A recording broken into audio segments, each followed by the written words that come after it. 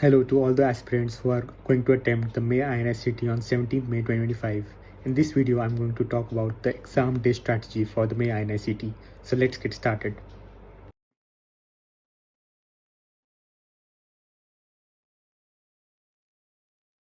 So the exam day strategy for May INICET 2025. In this video, I'm going to talk about the following points which you have to ponder upon. The approach to the exam, the approach to each question, how many questions ideally you should attempt, how to manage your time well during the exam, the mindset on the last day of exam and during the exam center issues, how to solve, how to not let that affect your calmness, the last day goals that you have to follow, and how to manage your sleep. So first I will talk about how to approach each question during the exam. So you have to remember that each question is equally important, whether it is the first question of the exam or the 200th question of the exam. Each question holds equal importance, both in terms of its value and the how many marks you can gain out of it. So you have to try to maintain your focus and attention throughout the exam, throughout the slot of each exam set. Now, how will you approach each and every question? You have to see what kind of question it is, whether it is a one-liner question or an image-based question or a clinical vignette. If it's a one-liner question, you have to try to go with your first instinct out of the four options. If there is a clear inclination on the basis of whole of your past knowledge from class 10th, basic cytology, basic structure of cell, mitochondria, sperm structure, ovum, to the most recent MBBS, final prof, and internship knowledge. If on the basis of whole knowledge you are able to have a clear inclination, clear favoritism towards a particular option, go ahead with it. Mark that option because these are the questions which will decide your rank and which will decide your rank amongst the top. But remember, if you have no idea whatsoever about the question or the options, it is about some rare genetic mutation which you have never heard about, and you're not able to rule out even a single option, then for such questions, there is only one solution, that is to skip that question. If it is a clinical vignette-based question, you have to read the last line of the stem first. You have to see what it is trying to ask, and you have to look for the beware words, as I said, in those questions. The beware words are incorrect or true except, incorrect except, or false except. Which of the following is least likely amongst all options? All of the following except one has this feature. None of the following except this one has this feature. So these are the beware words which you have to note very carefully by reading the last line of the question stem. After that, you have to read all the four options. You have to notice which subject, which topic they are trying to refer to. And then you have to go through each statement of the clinical stem and you have to find clues, such clues which will help you to rule out three out of the following four options given. Remember, in each question, you have to try to rule out three wrong options to reach the right answer. Even if you are 100% sure that the first option is the right one, but still you have to read all the four options and rule out all four options one by one to increase your accuracy. Moreover, I will give you an example what you have to look for in the clinical stem.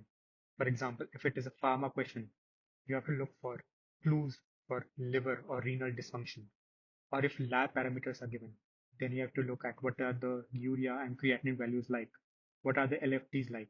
So that would help you to choose amongst the options such drug which is safe in hepatotoxic or renotoxic doses conditions. And also you have to look for any mention of the parity index or pregnancy in the question so that you can safely avoid the drugs which are contraindicated in pregnancy. If it's an image-based question, after the last line of the question and after reading all the options, look at the image and then look at the clinical stem. Try to find such clue in the image which would help you to differentiate between two closely appearing options. For example, if an X-ray image is given and you are able to see hard shadow on the right side, it is a case of dextrocardia, then that's a big clue for Cartagena syndrome. So you have to interpret the image in such a way so that it helps you to rule out between two closely spaced options. Next comes a big question in the attempt for an INICET rank, which is time management. So see, in INICET, there are 200 questions which have to be solved in 180 minutes, and it is divided into four slots of 50 questions which you have to solve in 45 minutes. So remember, per question, you're having less than a minute. And you have to carefully note that this is in contrast to NEET PG pattern, which gives you overall 210 minutes for 200 questions. That is 42 minutes for 40 questions. So if you are practicing the NEET PG pattern GTs and not INICET pattern GTs, this is the point you should definitely make note of, that you cannot attempt the exam with the mind of solving one question per minute. So what I would recommend is that in in each slot from question number 1 to question 50 in the first attempt, you should try to reach the 50th question by approximately 35 to 40 minutes. And you have to try to save 6 to 7 minutes in which you can review the questions. Review questions which you have skipped and questions which you're not so sure about and you want to revisit them again later. But remember, don't try to leave too many questions. In total per slot, the number of questions that you are skipping should not be more than 10 to 15 questions, and otherwise it will overburden you during the last few minutes. Next is how many you should attempt. So I would say that anywhere near 185 plus is a good attempt, and it gives you a good chance for getting a good rank. Remember, the negative marking in INICET and NEET PG are different. In INICET, the negative marking is -1/3, whereas in NEET it is -1/4 for each question.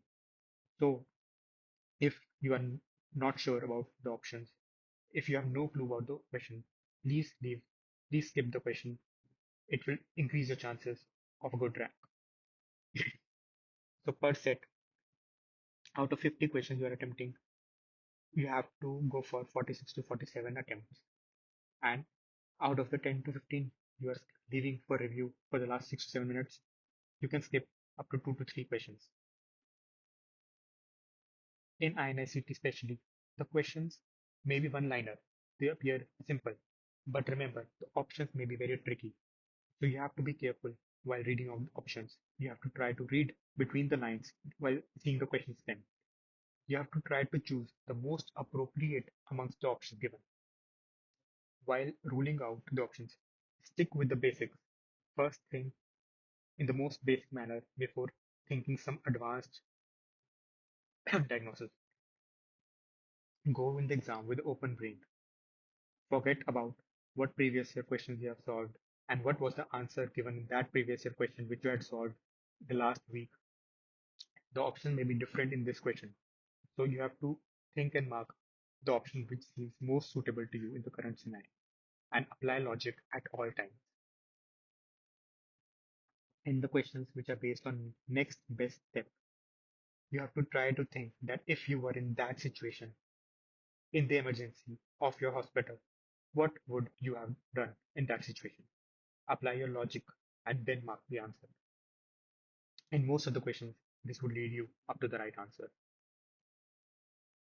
Now, next comes the most important component of the exam, which is even more important than entire preparation, which is the mindset. You have to attempt the question with a calm mind, the exam with a calm mind.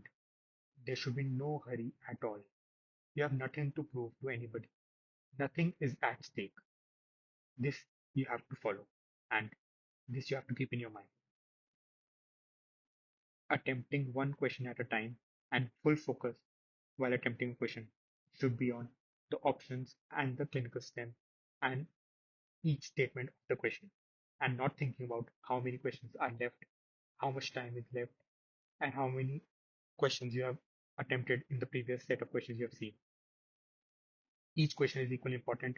Whichever question you have passed during your first go, you can review it later. But if you will think about that question in the current question, then you will miss some important information, and that would make this question also go wrong. So try to do it one at a time.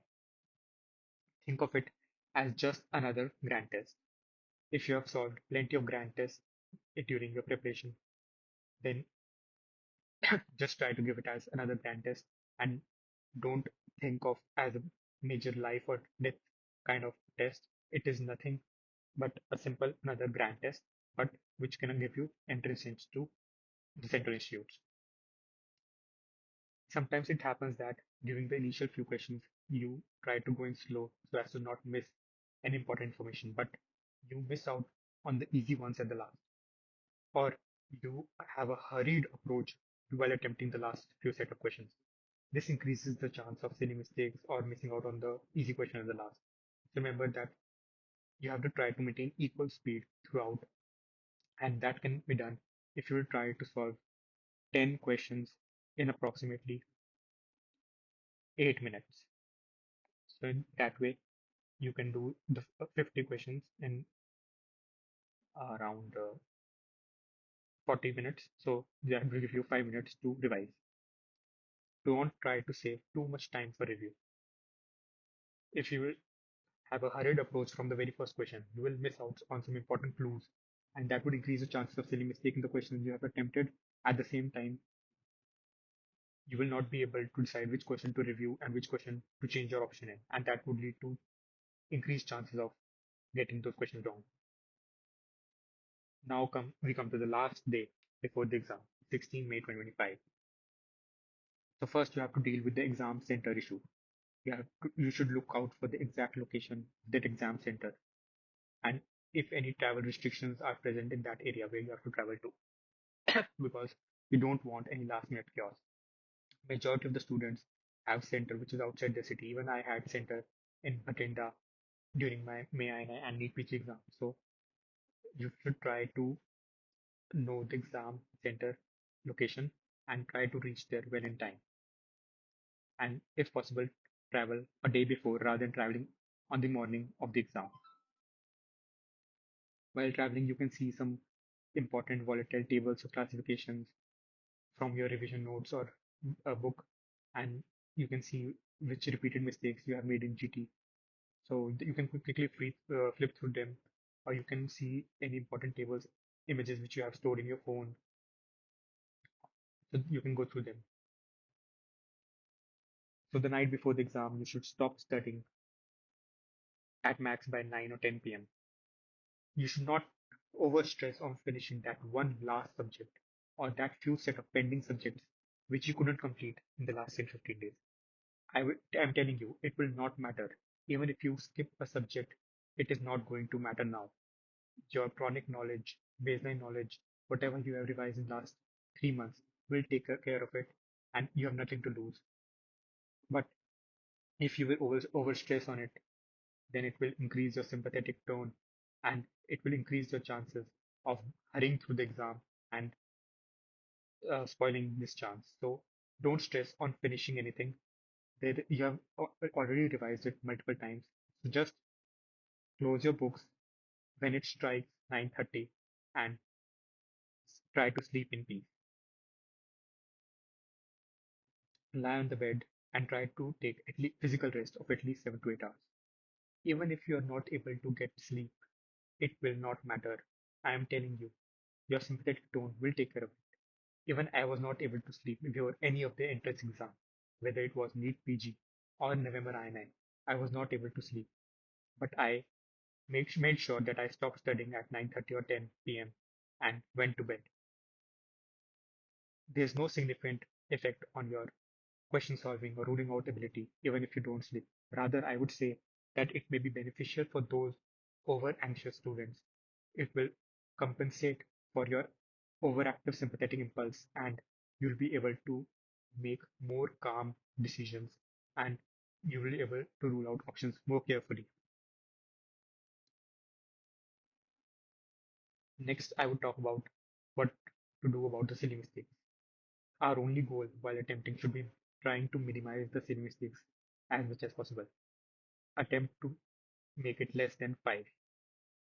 Even I did 5 to 10 silly mistakes in NEET PG or the November INI. So it will not matter if you are able to make rest of the questions sure. Your aim should be that direct questions from the revised content. You should try to make it correct, which would amount to around 120 to 140 questions.